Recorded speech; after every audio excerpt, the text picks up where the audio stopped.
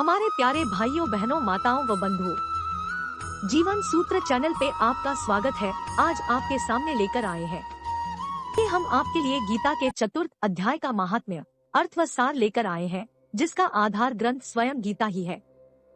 आशा है आप इसके महत्व को अच्छी तरह समझने का प्रयास करेंगे। श्रीमद् भगवद गीता के चतुर्थ अध्याय का महात्म्य, उपदेश, अर्थ व सार। गीता के चतुर्थ अध्याय का महात्म्य। श्री भगवान कहते हैं, प्रिय, अब मैं चौथे अध्याय का महात्म्य बतलाता हूँ, सुनो। गंगा के तट पर वाराणसी नाम की एक पुरी है। वहाँ विश्वनाथ जी के मंदिर में भरत नाम के एक योगनिष्ठ महात्मा रहते थे, जो प्रतिदिन आत्मचिंतन में तत्पर हो आदर पूर्वक गीता के चतुर्थ अध्याय का पाठ किया करते थे। उसके अभ्यास से उनका मन निर्मल हो गया था। वे सर्दी गर्मी आदि द्वंद्वों से कभी व्यथित नहीं होते थे। एक समय की बात है, वे तपोधन नगर की सीमा में स्थित देवताओं का दर्शन करने की इच्छा से भ्रमण करते हुए नगर से बाहर निकल गए। वहाँ बेर के 2 वृक्ष थे, उन्हीं की जड़ में वे विश्राम करने लगे। एक वृक्ष की जड़ में उन्होंने अपना मस्तक रखा था और दूसरे वृक्ष के मूल में उनका पैर टिका हुआ था। थोड़ी देर बाद जब वे तपस्वी चले गए, तब बेर के वे दोनों वृक्ष 5-6 दिनों के भीतर ही सूख गए। उनमें पत्ते और डालियां भी नहीं रह गई। तत्पश्चात वे दोनों वृक्ष कहीं ब्राह्मण के पवित्र गृह में 2 कन्याओं के रूप में उत्पन्न न हुए। वे दोनों कन्याएं जब बढ़कर 7 वर्ष की हो गई, तब एक दिन उन्होंने दूर देशों से घूमकर आते हुए भरत मुनि को देखा। उन्हें देखते ही वे दोनों उनके चरणों में पड़ गई और मीठी वाणी में बोली, मुनि, आपकी ही कृपा से हम दोनों का उद्धार हुआ है। हमने बेर की योनि त्याग कर मानव शरीर प्राप्त किया है। उनके इस प्रकार कहने पर मुनि को बड़ा विस्मय हुआ। उन्होंने पूछा, पुत्रियों, मैंने कब और किस साधन से तुम्हें मुक्त किया था? साथ ही यह भी बताओ कि तुम्हारे बेर होने के क्या कारण था, क्योंकि इस विषय में मुझे कुछ भी ज्ञान नहीं है। तब वे कन्याएं पहले उन्हें अपने बेर हो जाने का कारण बतलाती हुई बोली, मुनि, गोदावरी नदी के तट पर छिन्नपाप नाम का एक उत्तम तीर्थ है, जो मनुष्यों को पुण्य प्रदान करने वाला है। वह पावनता की चरम सीमा पर पहुंचा हुआ है। उस तीर्थ में सत्यत्पा नामक एक तपस्वी बड़ी कठोर तपस्या कर रहे थे। वे ग्रीष्म ऋतु में प्रज्वलित अग्नियों के बीच में बैठते थे। बारिश के समय में जल की धाराओं से उनके सिर के बाल सदा भीगे ही रहते थे तथा जाड़े के समय में जल में निवास करने के कारण उनके शरीर में हमेशा रोंगटे खड़े रहते थे। वे बाहर भीतर से सदा शुद्ध रहते, समय पर तपस्या करते तथा मन और इंद्रियों को संयम में रखते हुए परम शांति प्राप्त करके आत्मा में ही रमण करते थे। वे अपनी विद्वत्ता के द्वारा जैसा व्याख्यान करते थे, उसे सुनने के लिए साक्षात ब्रह्मा जी भी प्रतिदिन उनके पास उपस्थित होते और प्रश्न करते थे। ब्रह्मा जी के साथ उनका संकोच नहीं रह गया था। अतः उनके आने पर भी वे सदा तपस्या में मग्न रहते थे। परमात्मा के ध्यान में निरंतर संलग्न रहने के कारण उनकी तपस्या सदा बढ़ती रहती थी। सत्यत्पा को जीवन मुक्त के समान मानकर इंद्र को अपने समृद्धिशाली पद के संबंध में कुछ भय हुआ। तब उन्होंने उनकी तपस्या में सैकड़ों विघ्न डालने आरंभ किए। अप्सराओं के समुदाय से हम दोनों को बुलाकर इंद्र ने इस प्रकार आदेश दिया, तुम दोनों उस तपस्वी की तपस्या में विघ्न डालो, जो मुझे इंद्रपद से हटाकर स्वयं स्वर्ग का राज्य भोगना चाहता है। इंद्र का यह आदेश पाकर हम दोनों उनके सामने से चलकर गोदावरी के तीर पर, जहाँ वे मुनि तपस्या करते थे, आई। वहाँ मंद और गंभीर स्वर से बजते हुए मृदंग तथा मधुर वेणुनाद के साथ हम दोनों ने अन्य अप्सराओं सहित मधुर स्वर में गाना आरंभ किया। इतना ही नहीं, उन योगी महात्मा को वश में करने के लिए हम लोग स्वर, ताल और लय के साथ नृत्य भी करने लगी। बीच बीच में जरा सा अंचल खिसकने पर उन्हें हमारी छाती भी दिख जाती थी। हम दोनों की उन्मत्त गति काम भाव का जगाने वाली थी, किंतु उसने उन निर्विकार चित्त वाले महात्मा के मन में क्रोध का संचार कर दिया। तब उन्होंने हाथ से जल छोड़कर हमें क्रोधपूर्वक शाप दिया, हरि, तुम दोनों गंगाजी के तट पर बेर के वृक्ष हो जाओ। यह सुनकर हम लोगों ने बड़ी विनय के साथ कहा, महात्मन, हम दोनों पराधीन थी, आता हमारे द्वारा जो दुष्कर्म बन गया है उसे आप क्षमा करें। यह कहकर हमने मुनि को प्रसन्न कर लिया। तब उन पवित्र चित्त वाले मुनि ने हमारे शाप उद्धार की अवधि निश्चित करते हुए कहा, भरत मुनि के आने तक ही तुम पर यह शाप लागू होगा। उसके बाद तुम लोगों का मृत्युलोक में जन्म होगा और पूर्व जन्म की स्मृति बनी रहेगी। मुनि, जिस समय हम दोनों बेरवृक्ष के रूप में खड़ी थी, उस समय आपने हमारे समीप आकर गीता के चौथे अध्याय का जप करते हुए हमारा उद्धार किया था। अतः हम आपको प्रणाम करती है। आपने केवल शाप ही से नहीं, इस भयानक संसार से भी गीता के चतुर्थ अध्याय के पाठ द्वारा हमें मुक्त कर दिया। श्री भगवान कहते हैं, उन दोनों के इस प्रकार कहने पर मुनि बहुत ही प्रसन्न हुए और उनसे पूजित हो विदा लेकर जैसे आए थे वैसे ही चले गए, तथा वे कन्याएं भी बड़े आदर के साथ प्रतिदिन गीता के चतुर्थ अध्याय का पाठ करने लगी, जिससे उनका उद्धार हो गया। हरि तत्सत। अध्याय 4 ज्ञान कर्म संन्यास योग। श्री भगवान ने कहा, मैंने इस अविनाशी योग विधा का उपदेश सृष्टि के आरंभ में विवस्वान सूर्य देव को दिया था। विवस्वान ने यह उपदेश अपने पुत्र मनुष्यों के जन्मदाता मनु को दिया और मनु ने यह उपदेश अपने पुत्र राजा इक्ष्वाकु को दिया।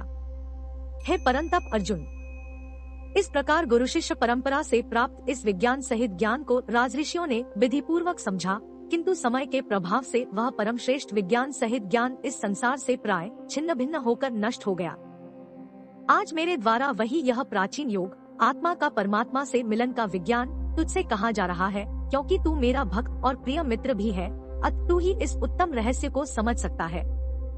अर्जुन ने कहा, सूर्य देव का जन्म तो सृष्टि के प्रारंभ हुआ है और आपका जन्म तो अब हुआ है, तो फिर मैं कैसे समझूं कि सृष्टि के आरंभ में आपने ही इस योग का उपदेश दिया था। श्री भगवान ने कहा, हे परंतप अर्जुन, मेरे और तेरे अनेकों जन्म हो चुके हैं, मुझे तो वह सभी जन्म याद है, लेकिन तुझे कुछ भी याद नहीं है। यद्यपि मैं अजन्मा और अविनाशी समस्त जीवात्माओं का परमेश्वर स्वामी होते हुए भी अपनी अपराप्रकृति महामाया को अधीन करके अपनी पराप्रकृति योगमाया से प्रकट होता हूँ। हे भारत, जब भी और जहाँ भी धर्म की हानि होती है और अधर्म की वृद्धि होती है, तब मैं अपने स्वरूप को प्रकट करता हूँ।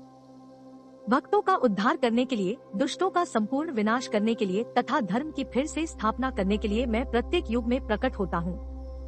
हे अर्जुन, मेरे जन्म और कर्म दिव्य अलौकिक है। इस प्रकार जो कोई वास्तविक स्वरूप से मुझे जानता है, वह शरीर को त्याग कर इस संसार में फिर से जन्म को प्राप्त नहीं होता है, बल्कि मुझे अर्थात मेरे सनातन धाम को प्राप्त होता है। आसक्ति, भय तथा क्रोध से सर्वथा मुक्त होकर अनन्य भाव, शुद्ध भक्ति भाव से मेरी शरणागत होकर बहुत से मनुष्य मेरे इस ज्ञान से पवित्र होकर तप द्वारा मुझे अपने भाव से मेरे भाव को प्राप्त कर चुके हैं।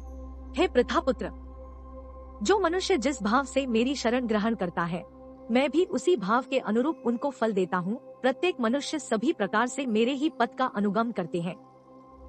इस संसार में मनुष्य फल की इच्छा से सकाम कर्म यज्ञ करते हैं और फल की प्राप्ति के लिए वह देवताओं की पूजा करते हैं। उन मनुष्यों को उन कर्मों का फल इसी संसार में निश्चित रूप से शीघ्र प्राप्त हो जाता है। प्रकृति के 3 गुणों सत, रज, तम के आधार पर कर्म को 4 विभागों ब्राह्मण, क्षत्रिय, वैश्य और शूद्र में मेरे द्वारा रचा गया। इस प्रकार मानव समाज की कभी न बदलने वाली व्यवस्था का कर्ता होने पर भी तू मुझे अकर्ता ही समझ। कर्म के फल में मेरी आसक्ति न होने के कारण कर्म मेरे लिए बंधन उत्पन्न नहीं कर पाते हैं। इस प्रकार से जो मुझे जान लेता है, उस मनुष्य के कर्म भी उसके लिए कभी बंधन उत्पन्न नहीं करते हैं। पूर्व समय में भी सभी प्रकार के कर्म बंधन से मुक्त होने की इच्छा वाले मनुष्यों ने मेरी इस दिव्य प्रकृति को समझकर कर्तव्य कर्म करके मोक्ष की प्राप्ति की। इसलिए तू भी उन्हीं का अनुसरण करके अपने कर्तव्य का पालन कर। कर्म क्या है और अकर्म क्या है, इस विषय में बड़े से बड़े बुद्धिमान मनुष्य भी मोहग्रस्त रहते हैं। इसलिए उन कर्म को मैं तुझे भली भांति समझा कर कहूँगा, जिसे जानकर तू संसार के कर्म बंधन से मुक्त हो सकेगा। कर्म को भी समझना चाहिए तथा अकर्म को भी समझना चाहिए और विकर्म को भी समझना चाहिए, क्योंकि कर्म की सूक्ष्मता को समझना अत्यंत कठिन है। जो मनुष्य कर्म में अकर्म शरीर को करता न समझकर आत्मा को करता देखता है, और जो मनुष्य अकर्म में कर्म आत्मा को करता न समझकर प्रकृति को करता देखता है, वह मनुष्यों में बुद्धिमान है और वह मनुष्य समस्त कर्मों को करते हुए भी सांसारिक कर्मफलों से मुक्त रहता है। जिस मनुष्य के निश्चय किए हुए सभी कार्य बिना फल की इच्छा के पूरी लगन से संपन्न होते हैं तथा जिसके सभी कर्म ज्ञान रूपी अग्नि में भस्म हो गए हैं, बुद्धिमान लोग उस महापुरुष को पूर्ण ज्ञानी कहते हैं।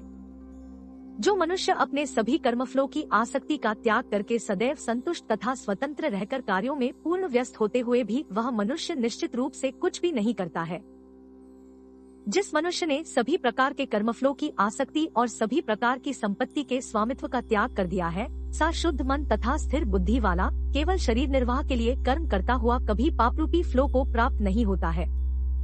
जो मनुष्य स्वतः प्राप्त होने वाले लाभ से संतुष्ट रहता है, जो सभी द्वंद्वों से मुक्त और किसी से ईर्ष्या नहीं करता है, जो सफलता और असफलता में स्थिर रहता है, यद्यपि सभी प्रकार के कर्म करता हुआ कभी बंधता नहीं है। प्रकृति के गुणों से मुक्त हुआ तथा ब्रह्म ज्ञान में पूर्ण रूप से स्थित और अच्छी प्रकार से कर्म का आचरण करने वाले मनुष्य के सभी कर्म ज्ञान रूप ब्रह्मा में पूर्ण रूप से विलीन हो जाते हैं। ब्रह्म ज्ञान में स्थित उस मुक्त पुरुष का समर्पण ब्रह्मा होता है। हवन की सामग्री भी ब्रह्मा होती है, अग्नि भी ब्रह्मा होती है तथा ब्रह्मरूपी अग्नि में ब्रह्मरूपी कर्ता द्वारा जो हवन किया जाता है वह ब्रह्मा ही होता है। जिसके कर्म ब्रह्मा का स्पर्श करके ब्रह्मा में विलीन हो चुके हैं, से महापुरुष को प्राप्त होने योग्य फल भी ब्रह्मा ही होता है। कुछ मनुष्य अनेक प्रकार के यज्ञों द्वारा देवताओं की भली भांति पूजा करते हैं और इस प्रकार कुछ मनुष्य परमात्मा रूपी अग्नि में ध्यान रूपी यज्ञ द्वारा यज्ञ का अनुष्ठान करते हैं। कुछ मनुष्य सभी ज्ञान इंद्रियों के विषयों को संयम रूपी अग्नि में हवन करते हैं और कुछ मनुष्य इंद्रियों के विषयों को इंद्रिय रूपी अग्नि में हवन करते हैं। कुछ मनुष्य सभी इंद्रियों को वश में करके प्राणवायु के कार्यों को मन के संयम द्वारा आत्मा को जानने की इच्छा से आत्मयोग रूपी अग्नि में हवन करते हैं। कुछ मनुष्य धन संपत्ति के दान द्वारा, कुछ मनुष्य तपस्या द्वारा और कुछ मनुष्य अष्टांग योग के अभ्यास द्वारा यज्ञ करते हैं। कुछ अन्य मनुष्य वेद शास्त्रों का अध्ययन करके ज्ञान में निपुण होकर और कुछ मनुष्य कठिन व्रत धारण करके यज्ञ करते हैं। बहुत से मनुष्य अपानवायु में प्राणवायु का, उसी प्रकार प्राणवायु में अपानवायु का हवन करते हैं तथा अन्य मनुष्य प्राणवायु और अपानवायु की गति को रोककर समाधि में प्रवृत्त होते हैं। कुछ मनुष्य भोजन को कम करके प्राणवायु को प्राणवायु में ही हवन किया करते हैं। ये सभी यज्ञ करने वाले यज्ञों का अर्थ जानने के कारण सभी पाप कर्मों से मुक्त हो जाते हैं। हे कुरुश्रेष्ठ अर्जुन, यज्ञों के फल रूपी अमृत को चखकर यह सभी योगी सनातन परम परमात्मा को प्राप्त होते हैं और यज्ञ को न करने वाले मनुष्य तो इस जीवन में भी सुखपूर्वक नहीं रह सकते हैं, तो फिर अगले जीवन में कैसे सुख को प्राप्त हो सकते हैं। इसी प्रकार और भी अनेकों प्रकार के यज्ञ वेदों की वाणी में विस्तार से कहे गए हैं। इस तरह उन सबको कर्म से उत्पन्न होने वाले जानकर तू कर्म बंधन से हमेशा के लिए मुक्त हो जाएगा। हे परंतप अर्जुन, धन संपदा के द्वारा किए जाने वाले यज्ञ की अपेक्षा ज्ञान यज्ञ अत्यंत श्रेष्ठ है तथा सभी प्रकार के कर्म ब्रह्म ज्ञान में पूर्ण रूप से समाप्त हो जाते हैं। यज्ञों के उस ज्ञान को तू गुरु के पास जाकर समझने का प्रयत्न कर। उनके प्रति पूर्ण रूप से शरणागत होकर सेवा करके विनीत भाव से जिज्ञासा करने पर वे तत्वदर्शी ब्रह्मज्ञानी महात्मा तुझे उस तत्वज्ञान का उपदेश करेंगे। हे पंडुपुत्र, उस तत्वज्ञान को जानकर फिर तू कभी इस प्रकार के मोह को प्राप्त नहीं होगा तथा इस जानकारी के द्वारा आचरण करके तू सभी प्राणियों में अपनी ही आत्मा का प्रसार देखकर मुझ परमात्मा में प्रवेश पा सकेगा। यदि तू सभी पापियों से भी अधिक पाप करने वाला है तो भी तू मेरे ज्ञान रूपी नौका द्वारा निश्चित रूप से सभी प्रकार के पापों से छूटकर संसार रूपी दुख के सागर को पार कर जाएगा। हे अर्जुन, जिस प्रकार अग्नि ईंधन को जलाकर भस्म कर देती है, उसी प्रकार यह ज्ञान रूपी अग्नि सभी सांसारिक कर्मफलों को जलाकर भस्म कर देती है। इस संसार में ज्ञान के समान पवित्र करने वाला निःसंदेह कुछ भी नहीं है। इस ज्ञान को तू स्वयं अपने हृदय में योग की पूर्णता के समय अपनी ही आत्मा में अनुभव करेगा। जो मनुष्य पूर्ण श्रद्धावान है और जिसने इंद्रियों को वश में कर लिया है, वही मनुष्य दिव्य ज्ञान को प्राप्त होकर वह तत्क्षण भगवत प्राप्ति रूपी परम शांति को प्राप्त हो जाता है। जिस मनुष्य को शास्त्रों का ज्ञान नहीं है, शास्त्रों पर श्रद्धा नहीं है और शास्त्रों को शंका की दृष्टि से देखता है, वह मनुष्य निश्चित रूप से भ्रष्ट हो जाता है। इस प्रकार भ्रष्ट हुआ संशयग्रस्त मनुष्य न तो इस जीवन में और न ही अगले जीवन में सुख को प्राप्त होता है। हे धनंजय, जिस मनुष्य ने अपने समस्त कर्म के फ्लो का त्याग कर दिया है और जिसके दिव्य ज्ञान द्वारा समस्त संशय मिट गए हैं, ऐसे आत्मप्रायण मनुष्य को कर्म कभी नहीं बांधते हैं। अत हे भरतवंशी अर्जुन, तू अपने हृदय में स्थित इस अज्ञान से उत्पन्न अपने संशय को ज्ञान रूपी शस्त्र से काट और योग में स्थित होकर युद्ध के लिए खड़ा हो जा। इस प्रकार उपनिषद, ब्रह्म विद्या तथा योग शास्त्र रूप श्रीमद् भगवद गीता के श्री कृष्ण अर्जुन संवाद में दिव्य ज्ञान योग नाम का चौथा अध्याय संपूर्ण हुआ।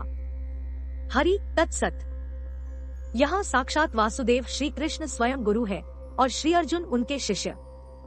कपिध्वज अर्जुन की उत्कृष्ट योग्यता के कारण स्वयं भगवान ही उनको यह उपदेश दे रहे हैं। श्री हनुमान बल, बुद्धि, भक्ति इत्यादि सद्गुणों में सबसे वरिष्ठ माने गए हैं।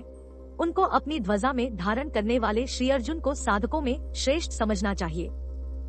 गीता के उपदेशक, उपदेश सुनने वाले, विषय, परिस्थिति आदि सभी विशिष्ट है, इसलिए इसको समस्त उपनिषदों में श्रेष्ठ और उनका सार स्वरूप माना गया है। दोस्तों, श्रीमद् भागवत गीता के महात्म्य का बहुत ही बड़ा महत्व है। इस महात्म्य में अनेकों संदेश छिपे हुए हैं, अनेकों रहस्य छुपे हुए हैं, जिसका अध्ययन करके हम अपने जीव के सार को समझ सकते हैं। श्रीमद् भागवत गीता स्वयं श्री कृष्ण के मुख से निकले हुए वचन है, जो असत्य नहीं हो सकते हैं, और मनुष्य के लिए गीता के महात्म्य, गीता के अर्थ को जानना बहुत ही आवश्यक है। गीता शास्त्रमिन पुण्यम य पठेत प्रायत पुमान्। यदि कोई भगवद गीता के उपदेशों का पालन करे तो वह जीवन के दुखों तथा चिंताओं से मुक्त हो सकता है, भय शोकादि वर्जित। वह इस जीवन में सारे भय से मुक्त हो जाएगा और उसका अगला जीवन आध्यात्मिक होगा। बंधुओं, आपको हमारी सुनी अनसुनी कहानियाँ एवं कथाएं पसंद आए तो अपने मित्रों के साथ शेयर करें, लाइक, कमेंट और साथ ही सब्सक्राइब करें और साथ में दिए गए बेल बटन को दबाएं ताकि हमारे चैनल पर आने वाली वीडियो की नोटिफिकेशन आप तक पहुंच सके। जय श्री राधे कृष्ण।